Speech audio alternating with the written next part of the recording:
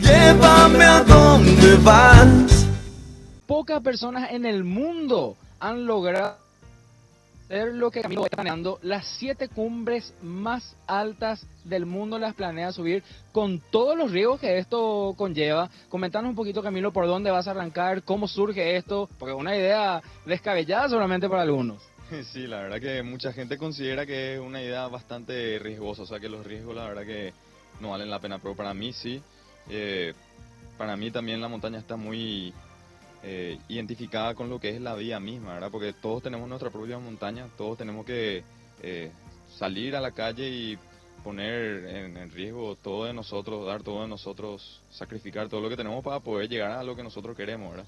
Y yo me planteé este desafío bastante particular, que son las 7 cumbres, o sea, son la montaña más alta de cada continente. ¿Cuáles son?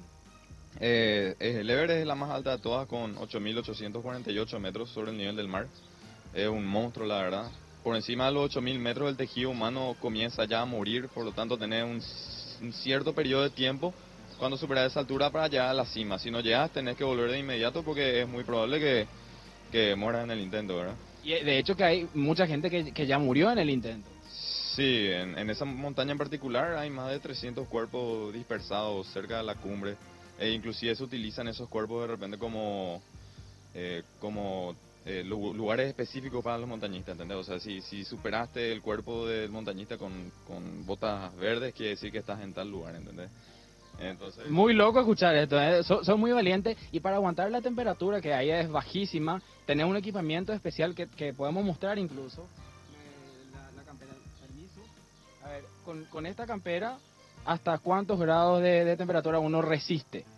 y poder resistir unos 30 grados bajo cero aproximadamente, pero eso obviamente es por un periodo de tiempo, porque obviamente, inclusive con esta campera en el Aconcagua, que es la primera montaña que voy a intentar, ya vas a tener frío, especialmente los miembros, porque la sangre comienza a darle prioridad a la caja torácica, ¿entendés? Que donde están los órganos vitales. Entonces, la sangre deja de correr tanto por tus dedos y ahí comienza el congelamiento y la posible pérdida de los dedos o de la mano y así progresivamente. Por eso siempre tenés que estar un cierto periodo de tiempo afuera. El resto tenés que estar en tu carpa aclimatándote a la altura. Tenés un tremendo entrenamiento solamente ya preparándote. ¿Y cuándo arranca tu travesía? ¿Arrancás aquí en América, en el Aconcagua? ¿Cuándo planeas empezar a subir? Sí, te comento, la Aconcagua está en Mendoza, es la montaña más alta del occidente, es la montaña más alta del mundo fuera de los Himalayas. O sea, la verdad que es un monstruo y empiezo el 6 de diciembre, ahora tan solo una semana estoy de comenzar el viaje. Ya tengo todo el equipo que necesito, ya me siento listo, preparado y con toda la... para comenzar el ascenso. A nosotros no nos resta más que de todo el éxito. Serías uno de los pocos en el mundo que logra hacer esto y evidentemente el primer paraguayo en hacerlo. Daisy, no sé si tenés alguna consulta ahí en piso. ¿Te animaría a acompañarle a Camilo? Sí, la verdad que es todo un desafío. Más que nada, la fortaleza que tiene y cómo fue parte de un sueño que quería cumplir o cómo fue para que se animara tanto. ¿Cómo fue para que te animes a tanto, Camilo? ¿La fortaleza es un sueño? ¿Qué sucede para que vos tomes la decisión de hacer esto? Sí, fue un llamado, siempre me gustó la coaventura, estar afuera.